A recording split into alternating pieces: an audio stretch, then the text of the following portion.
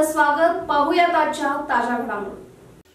केवळ 15 वर्षांचा कोवळं वय, हसतमुख चेहरा आणि शांत स्वभाव असलेला यशराज अनिल पाचंगे याने गळफास घेऊन आत्महत्या केल्याची हृदयद्रावक घटना बोरगाव येथे घडली आहे. ही घटना गुरुवारी दिनांक 25 जुलै दुपारी 2:30च्या सुमारास त्यांच्या कुंभारनगर येथील आत्याच्या घरी घडली.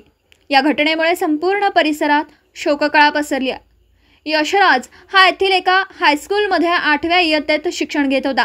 मागील काही दिवसांपासून तो शाळेत गेला नव्हता. त्याच कारणावरून त्याच्या पालकांनी त्याला रागावलं होतं. पालकांनी रागावल्यामुळे राग मनात धरून शाळेला जातो असं सांगून यशराज आपल्या आत्याच्या घरी गेला. तिथेच त्याने एकटं असताना गळफास लावून आयुष्य संपवण्याचा दुर्दैवी निर्णय घेतला.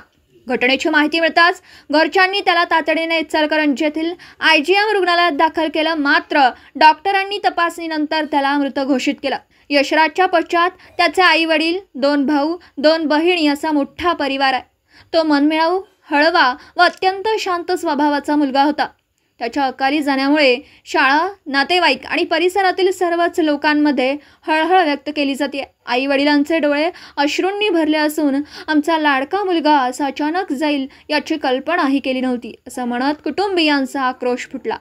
या घटनेमुळे किशोरवयीन मुलांवरील मानसिक तणाव, संवादाचा अभाव आणि घरातील वातावरण यावर पुन्हा एकदा गंभीर चर्चा होण्याची गरज निर्माण झाली आहे. समाज, शाळा आणि पालक या तिघांनी एकत्र येऊन मुलांच्या मनातील भावना समजून घेण्याची आणि त्यांच्यासोबत सतत संवाद ठेवण्याची आज नितांत गरज आहे.